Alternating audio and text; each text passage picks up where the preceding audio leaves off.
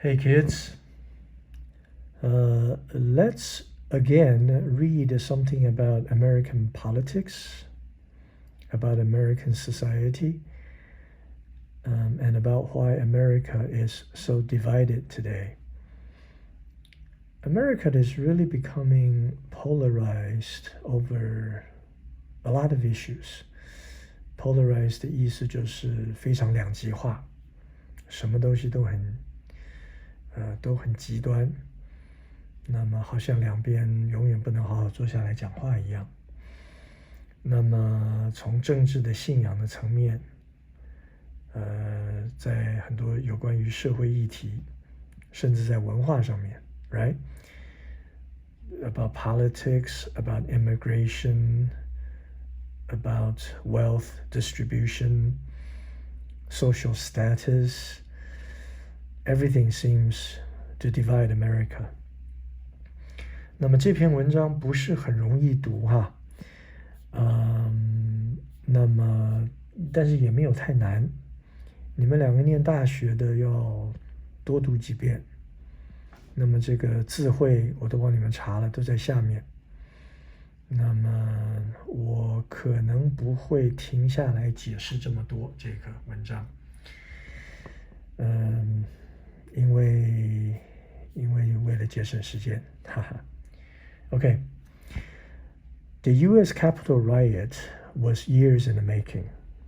Here is why America is so divided. There is no advanced industrial democracy in the world more politically divided or politically dysfunctional than the United States today. How did the world's most powerful country get to this point? To paraphrase a great American writer, slowly, then suddenly. The Capitol riot was not just years in the making, but decades. That's because of three distinct features of American society that have been ignored by U.S. politicians for far too long. The enduring legacy of race, the changing nature of capitalism, and the fracturing of our collective media landscape. 作者认为呢，导致美国现在分裂这么严重的主要的原因呢，可以被归类成为三个。第一个呢，就是从头到尾都没有被解决的族群之间的问题，这个 enduring legacy of race 遗留下来的老问题。The changing nature of capitalism 这是一个经济的问题，这是一个财富分配不均的一个问题。And the fracturing of our collective media landscape. 再来就是同样是已经分裂的这个媒体呢，在加剧这个社会上的这个问题。Begin with race. The U.S. is far from unique in having a troubled history with race relations, but it has been particularly slow to address the structural legacy of that racism.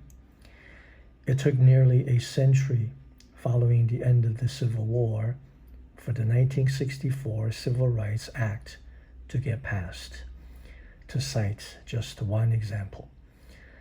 Steps have been taken in recent decades to begin addressing this legacy in earnest, from anti-discrimination laws to affirmative action efforts. It has worked to bring Black Americans toward a more even footing, even paving the way for the U.S. to elect its first Black president. But as the Black Lives Matter protests this past summer made all too clear, there is still much work left unfinished. 整整花了100年啊，1865年南北战争结束，花了几乎100年才让这个所谓的民权法在美国国会通过，这就是一个 one example。当然做了很多事，有2个字学起来很重要哈 ，to do something in earnest， 就是花力气、很努力、很积极的去做一件事。And 它就是affirmative action。反歧视的这种各式的法令。even footing， 这个 level the playing field， 你以前也会听说，这个就是让我们的起点可能要比较公平一点，就是我们的竞争的基准就是比较公平的。And that's only part of the story. The other part is the backlash. As a group of white Americans, many of them white rule, are seeing their status in society threatened as a result of demographics and the recent racial reckoning. That has manifested itself in both politics, in politics, see redistricting and voter suppression schemes. 美国会把投票的区重新分割，来让政客对他们有利，就是对特定的政党有利。Voter suppression 就是压制投票，这个反民主哈，比方说这个不可以邮寄啊，随便定这个投票的截止日等等等等。As well as the violence we witnessed at the Capitol. While this anxiety has economic elements, it is best understood in terms of broader identities. Years in the making, these feelings of resentment hit a fever pitch in the Trump years, culminating in last week's deadly riot. To be clear, the U.S. is not the only country that has to deal with elements of racism and their populist movements. Plenty of European countries can attest to that. But given the structural way racism has been woven into the country's fabric, combined with years of neglecting the problem, race relations have contributed mightily to the current state of U.S. political affairs.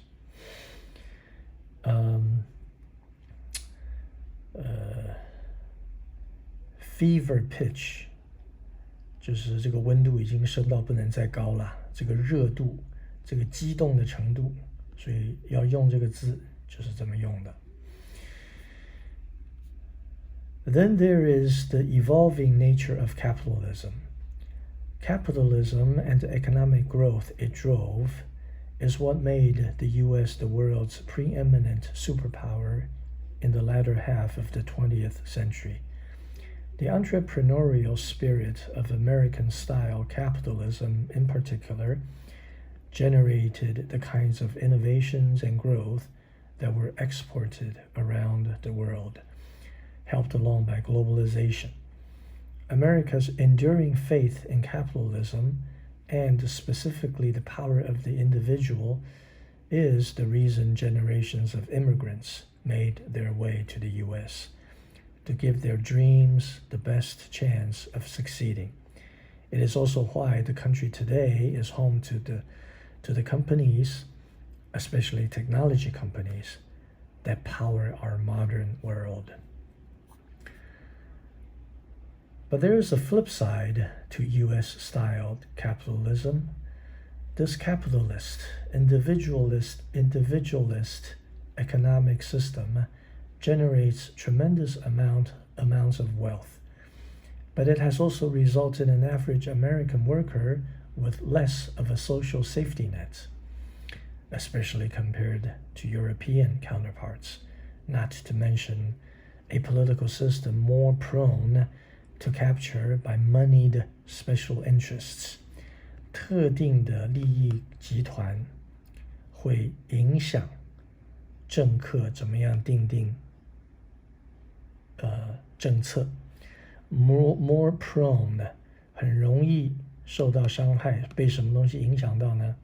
这些特殊利益团体的政治影响力。Again, this is not something new that suddenly appeared with Trump's arrival at the White House. Yet, while U.S. capitalism has long allowed for inequality of outcomes, in the last 30 years, we have increasingly seen the rise of inequality of opportunity as well. 原来不平等的是结果就比较糟糕。那么最近连机会都没有了，机会都不很平等。And this latter form is more devastating. When people feel that they never even got a shot to compete, let alone to succeed, they get angry. And this is accelerating. 30 years ago, when we spoke about those who lost out from capitalism, we usually referred to a specific set of blue-collar workers left behind by free trade. But now we are getting to the point where automation and AI are slowly looking to displace a far wider set of workers and across socioeconomic classes.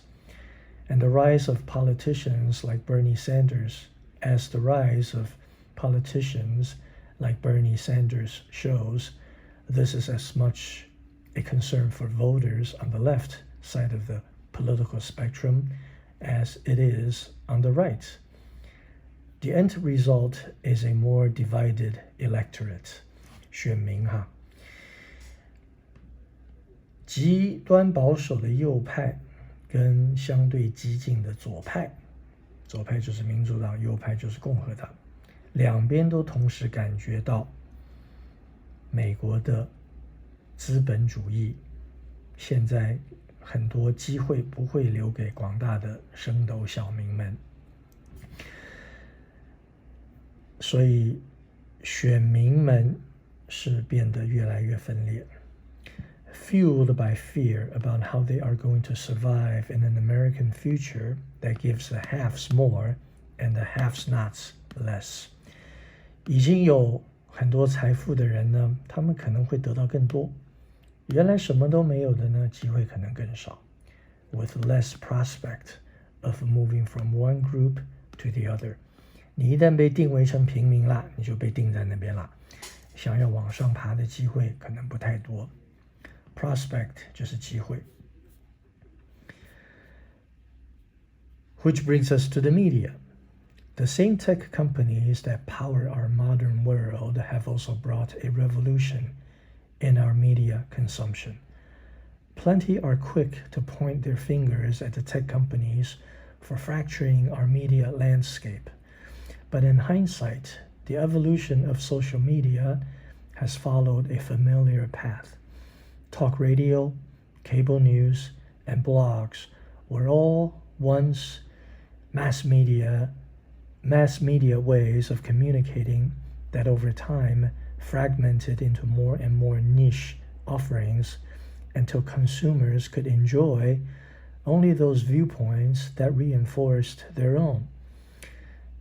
媒体也越来越分裂哈，为了要赚钱，越左派的人就会吸引越左派的人来看，他们自己就变得越来越左派，越右派的人也是越来越会为特定的客户，为特定的这个 viewers 来制作他们的节目。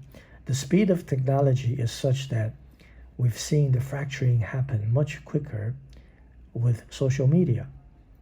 But the truly disruptive element tech companies have introduced is algorithm, actively designed to capture more ad revenues and attention, often achieved by promoting extremist and misleading content, and has come at the cost of a healthy and informed citizenry.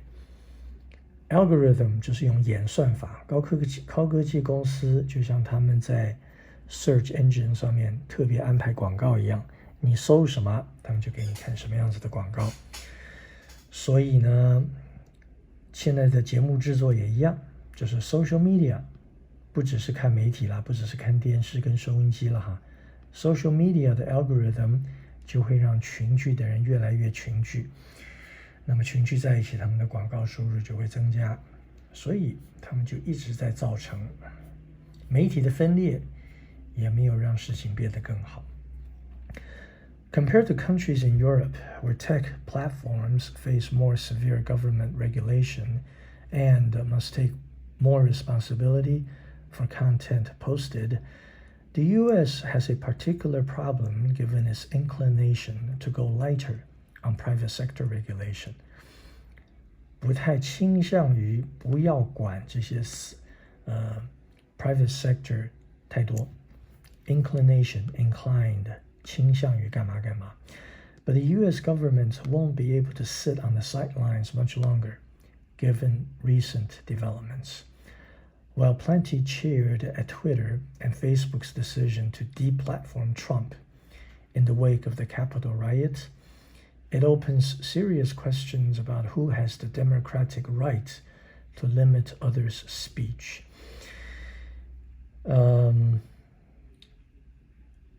Twitter 还有 Facebook 就关掉了 Trump 的账户，但是为什么这些 high-tech CEO 有权利来做这样子的事情呢？